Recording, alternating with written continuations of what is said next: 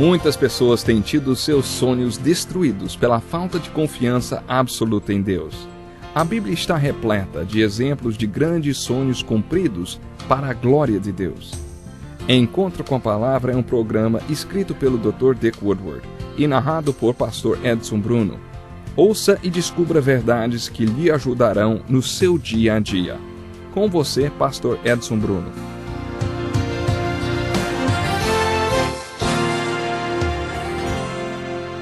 Seja muito bem-vindo para mais um Encontro com a Palavra. Estamos começando mais um programa dedicado ao estudo da Bíblia. É uma alegria muito grande para nós ter você conosco. No último programa iniciamos o estudo da Epístola de Tiago, irmão de sangue de Jesus e um dos líderes da igreja em Jerusalém. Apesar da Epístola de Tiago estar no final do Novo Testamento, estudiosos acreditam que ela tenha sido escrita bem no início da igreja, quando ainda nem havia gentios na igreja. A ênfase desta carta é muito prática. Os primeiros 12 versículos do primeiro capítulo são um resumo da Epístola de Tiago. Aprendemos que Tiago, assim como Jesus, não estava preocupado com a aparência das coisas, mas com o interior delas, com a sua essência. No primeiro capítulo, Tiago fala sobre a fonte e a sequência da salvação. Primeiro, ele fala sobre a fonte e a sequência do que chamamos de tempestades. Todos nós passamos por tempestades em nossas vidas. Tiago recomenda: considerem motivo de grande alegria o fato de passarem por diversas provações. Todos nós passamos por problemas e todos nós temos as nossas provações, não é mesmo? Observe que nas epístolas gerais, quer seja Hebreus, Tiago, Pedro, João e Judas, escritas pelos apóstolos para o povo perseguido, logo no início delas, eles têm uma palavra a respeito do sofrimento. Eles sempre tinham palavras de conforto e consolação para aqueles que estavam sofrendo. O povo precisava de alguma perspectiva diante de tanto sofrimento. Todas as cartas gerais abordam a questão do sofrimento pelo qual todos os primeiros seguidores de Cristo estavam passando. Tiago aborda o sofrimento na introdução de sua carta de maneira muito bonita e recomenda que contemos nossas alegrias no meio do sofrimento ou da provação. Tiago estava falando de problemas, provas, tribulações. Considerem motivo de grande alegria o fato de passarem por diversas provações. Em todo o mundo e em toda a história da igreja, pessoas têm passado por tribulações e tempestades na vida. Todos sabem que isso faz parte da vida. A vida é difícil. Muitas vezes não admitimos que temos problemas porque temos aquela ideia de que não nascemos para passar por problemas. Os problemas são parte real da nossa vida. A diferença entre um homem e um menino é que o homem sabe como lidar com os problemas. Esta é uma perspectiva bem realista da vida. Todas as cartas gerais tomam esta posição. O sofrimento faz parte da vida. Por isso, Tiago inicia sua carta dizendo: considerem motivo de grande alegria o fato de passarem por diversas provações. Em outras palavras, não considerem as tribulações, catástrofes e calamidades como se não devessem acontecer nunca. Recebam bem estas fases da vida porque elas produzem maturidade e um caráter espiritual em vocês. Observe como Tiago desenvolve sua argumentação a respeito do sofrimento. Poderíamos sintetizá-lo assim: a provação da fé leva à confiança da fé. Se você permitir que a aprovação da fé o leve à confiança da fé, então experimentará o triunfo da fé, que ele chama de a coroa da vida. Tiago explica que quando passamos por uma tempestade na vida e somos provados, geralmente atingimos o ponto em que não sabemos o que fazer. E quando atingimos este ponto e percebemos que precisamos de sabedoria além da que temos, então, de acordo com Tiago, a aprovação da fé nos leva à confiança da fé. Quando faltar sabedoria, peça a Deus. Peça ao seu Pai Celeste, porque Ele terá alegria em dá-la a você. Ele vai derramar sabedoria sobre sua vida e então suas atitudes serão de acordo com a sabedoria que Ele lhe deu no meio da tribulação e você receberá a coroa da vida. Vamos supor que minha filha me ligasse da cidade onde está estudando e me dissesse que simplesmente não sabe mais o que fazer.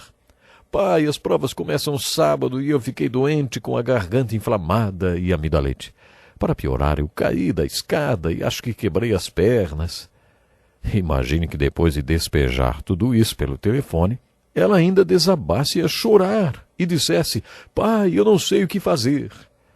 Se isso acontecesse, eu ficaria muito comovido por ela vir me procurar, buscando uma solução, não é? Ela saberia que poderia recorrer à minha fonte de sabedoria infinita e dizer: pai, eu não sei o que fazer, diga-me o que eu devo fazer. Você acha que eu teria coragem de dizer: ah, se vire, minha filha, já tenho os meus problemas e ainda você quer que eu resolva os teus? Vocês acham que eu teria coragem de fazer isso? Qualquer pai ficaria sensibilizado se seu filho o procurasse, buscando palavras de sabedoria. Como pais, temos prazer em passar nossa sabedoria para nossos filhos e resolver seus problemas com eles. O que Tiago está dizendo na introdução de sua carta é que quando somos provados a ponto de não sabermos o que fazer, podemos nos voltar para nosso Pai nos céus e nos abrir com Ele. Paulo escreveu: e porque vocês são filhos, Deus enviou o Espírito de seu Filho ao coração de vocês, e ele clama: Abba, Pai. Abba, que significa meu paizinho. Se você fizer isso, Deus vai repartir com você a sabedoria dele, e você poderá reagir às tempestades da sua vida com a sabedoria que recebeu do Pai Celestial. E verá que funciona e receberá a coroa da vida. Esse é o melhor teste de fé que leva à confiança de fé, e a confiança de fé leva ao triunfo de fé, ou à coroa da vida. Mas bem no meio dessa passagem, quando Tiago fala sobre a fonte e a sequência das tempestades, ele fala mais uma coisa. Quando alguém for tentado, jamais deverá dizer: estou sendo tentado por Deus. Tiago se preocupava com a fonte das questões. A fonte da tentação do pecado não é de Deus, e não é Deus.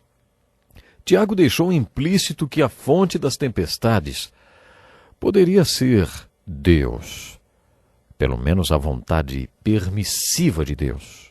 De acordo com Tiago, Deus nos dá sabedoria para lidarmos com as tempestades.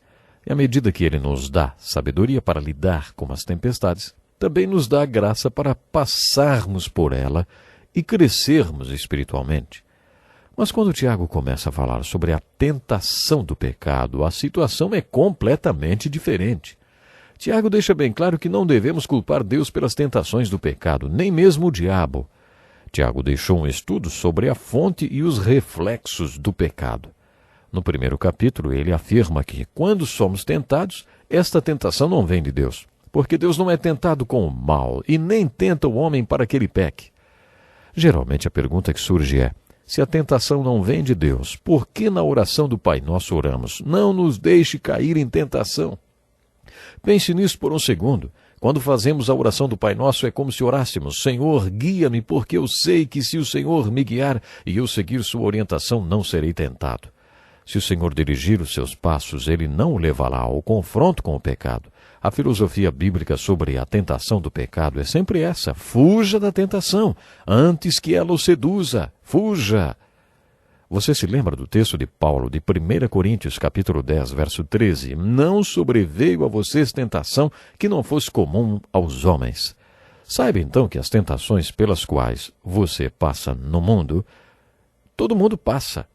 Mas Paulo diz: Deus é fiel, Ele não permitirá que vocês sejam tentados além do que podem suportar. Mas quando forem tentados, Ele mesmo lhes providenciará um escape, para que o possam suportar. Sabe qual é o escape? 1 Coríntios 10, 14. Isso responde, sim, fujam. É assim que não caímos em tentação, fugindo. Segundo as Escrituras, você é um pilar de força. No momento da tentação, você não pode ir logo dizendo: Senhor, onde está o meu escape? O Senhor disse que eu não seria tentado além das minhas forças. Não é isso que as Escrituras estão dizendo? Quando Jesus orou no jardim e pediu que os apóstolos orassem com ele, eles acabaram dormindo. E aí Jesus disse: vigiem e orem para que não caiam em tentação. No primeiro capítulo desta carta, Tiago fala sobre a fonte e a sequência da tentação do pecado. O que acontece quando alguém peca? Tiago fala também sobre as consequências do pecado e nos apresenta o que podemos chamar de a anatomia do pecado.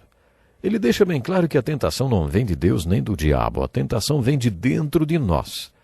De acordo com Tiago, tentação não é pecado. No livro de Hebreus aprendemos que nosso Senhor foi tentado em todos os pontos que nós somos e mesmo assim não pecou. Não é pecado ser tentado, mas a tentação muito frequentemente leva ao pecado. Você quer ou não quer pecar? Se você não quer pecar, então breque o pecado na fonte, na tentação, quando é apenas um olhar e ainda não se tornou uma cobiça. É como se a cobiça fosse um imã superpoderoso e a tentação um pedaço de metal. Se você realmente não quiser pecar, deve interromper o campo magnético entre a tentação e a cobiça. Você não pode impedir o primeiro olhar, mas pode recusar-se a olhar outra vez, evitando que a cobiça cresça. A seguir, a epístola de Tiago diz que sempre devemos nos lembrar que a consequência do pecado é a morte. O banquete de consequências do pecado é sempre destrutivo. Neste primeiro capítulo, Tiago também fala como a aprovação de fé pode nos levar à confiança de fé, que pode nos levar ao triunfo de fé. Tiago falou sobre como Deus pode nos fazer crescer em todas as nossas tribulações e provações. Tiago também falou que não existe nada de bom no pecado, mas pode ser muito edificante passar por esse processo de teste de fé que leva à confiança da fé, que leva ao triunfo da fé ou à coroa da vida. Por outro lado, não existe nada de bom no processo do pecado que leva à morte. Isso também não vem do diabo, mas de você. Temos um problema dentro de nós e precisamos resolvê-lo, mas não conseguimos. É por isso que Jesus ofereceu o dom da salvação do poder do pecado. Resumindo o primeiro capítulo, Tiago, um dos líderes da primeira geração da igreja no Novo Testamento, anuncia 3 preposições: como podemos ser provados para a vida, como podemos ser tentados para o pecado que leva à morte e como podemos ser treinados na diferença entre as provações e das tentações. Procure por essas 3 preposições quando estudar o primeiro capítulo da epístola de Tiago. Considere o que ele falou sobre ser provado para a vida. Depois considere o que Tiago falou sobre como somos tentados para o pecado. E depois peça ao Espírito Santo que trabalhe no seu coração e lhe ensine as diferenças entre ser provado, o que leva à coroa da vida, e as tentações que levam ao banquete de consequências negativas descritas na Bíblia como morte. Que pena, o tempo já acabou. Deixo um desafio para você. Leia esta carta do começo ao fim e você vai aprender muito. Deus lhe abençoe. Até o próximo programa. Que lição importantíssima. Obrigado, pastor Edson Bruno. Prezado ouvinte, coloque em prática o que você ouviu aqui. Sem dúvida, sua vida será grandemente abençoada. Este é um estudo escrito pelo Dr. Dick Woodward, na voz do pastor Edson Bruno. Escreva-nos e solicite o material. Nosso endereço é Encontro com a Palavra, Caixa Postal 2011, CEP